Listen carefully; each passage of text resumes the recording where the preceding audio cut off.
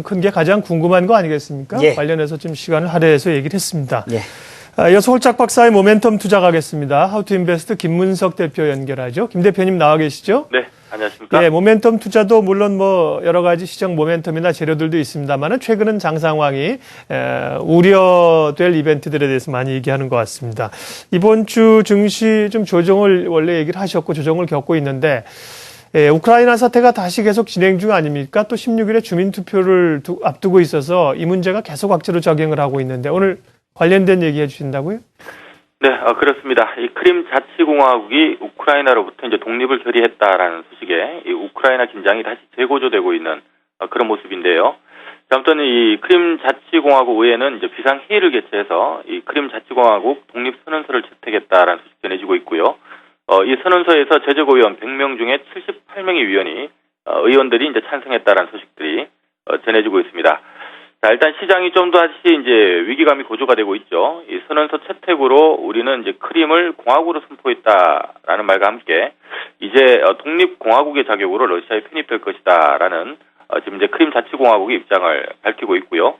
자, 거기다 이제 이번 주말 이 16일 날 또 주민 투표가 지금 남아져 있는 그런 상태인데 아무튼 이제 러시아 측에서는 국제법에 따라서 크림 주민의 자결권을 존중해야 된다라고 강조하는 반면에 또 미국 쪽 입장에서는 주민투표 자체가 우크라이나 헌법에 위배되는 사항이다라는 지금 반론적인 내용들을 하고 있는 상태이기 때문에 당분간 이와 관련된 시장의 부담들이 여전히 좀 있을 걸로 예상을 합니다.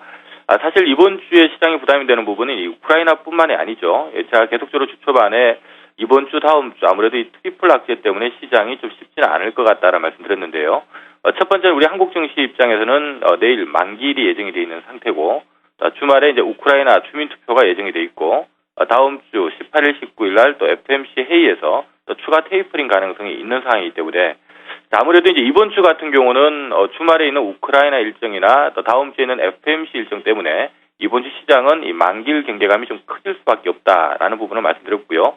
자, 다음 주가 되게 되면 이제 우크라이나 관련된 소식들이 주 초반에 영향을 주게 될 거고 역시 FOMC 회의에서 추가 테이퍼링이 시작되느냐 또 많으냐에 따라서 주중 증시를 한번 흔들어줄 수가 있습니다. 자, 이렇게 된다면 아무래도 이 글로벌 증시 수급 자체가 일단 이번 주 다음 주는 안전자산을 선호할 가능성이 높기 때문에 제가 실질적으로 만기와 관계된 연계 물량은 좀 미미하긴 합니다만은 시장에 상당히 좀 경계감을 줄 가능성이 있고요. 자, 거기다가 또 우크라이나나 FOMC 일정 자체가 대부분 다음 주에 노출된다는 관점에서 다음 주까지 달러 강세가 진행이 된다면 아무래도 외국인들 입장에서는 한국 증시 들어오기는 좀 힘든 그런 입장이 돼버리겠죠. 자, 일단 뭐 이번 주 다음 주까지는 시장 조정을 좀 염두하자라는 말씀드렸는데요. 자, 여전히 일단 오늘 좀 많이 하락을 했습니다만은 다음 주까지는 조정이 좀 지속을 좀 염두하고 대응하는 것이 바람직하지 않나 이런 생각을 갖고 있습니다. 네. 노병은 죽지 않는다. 다만 사라질 뿐이다. 아주 유명한 말이죠. 메가더 장군이 한 말인데 악재도 그런 것 같습니다. 죽지는 않고 사라져가는 것 같아요. 옛날에 유럽이 막 망할 것 같지 않았습니까? 유럽에 재정위기가 왔을 때 미국 통화정책도 그렇고 아르헨티나 얘기도 그렇고 우크라이나 얘기도 그렇고 하루에 나타났다가 하루에 사라지지는 않는 것 같은데요. 계속 좀 잠복해 있지만 이미 뭐 드러난 악재이기 때문에 또 이전처럼 크게 우려를 하지는 않아도 될 것 같습니다. 그렇다면요. 어쨌든 조정을 좀 예상하고 계신데 대응 전략 좀 짜볼까요? 네, 이번 주 시장의 이 트리플 악재 이 부분에 있어서 이제 중요도를 놓고 본다면 사실 이제 우크라이나보다는 FOMC가 더 중요하지 않나라는 생각을 갖고 있습니다. 일단 FOMC가 제일 크고 그 다음에 이제 우크라이나고 그 다음에 이제 만기일이다라는 부분을 놓고 본다면 시장의 악재가 이제 소멸되는 지금 노출되는 시기적으로 관점을 놓고 본다면 다음 주 중반 정도면 어느 정도 좀 해소가 되겠죠. 이런 맥락에서는 우리 시장 자체는 다음 주 초반 이후로 좀 다음 주 후반에 좀 반등 나올 가능성이 높지 않나 이렇게 보고 있고요.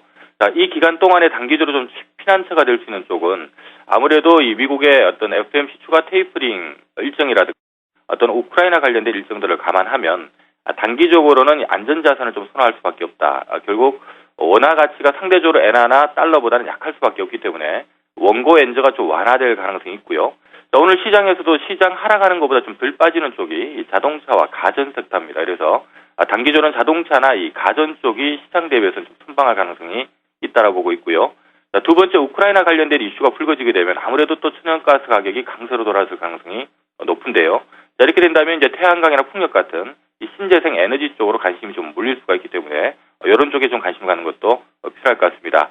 기타 이제 개별적으로 시장에 좀 호재가 있는 테마들, 최근 들어서 불거지고 있는 부분이 6월 달에 예정되어 있는 이 코스피 200 등기 변경을 앞두고 편입이 예상되는 기업 쪽으로 수급이 좀 돌아서고 있는 상황이고요.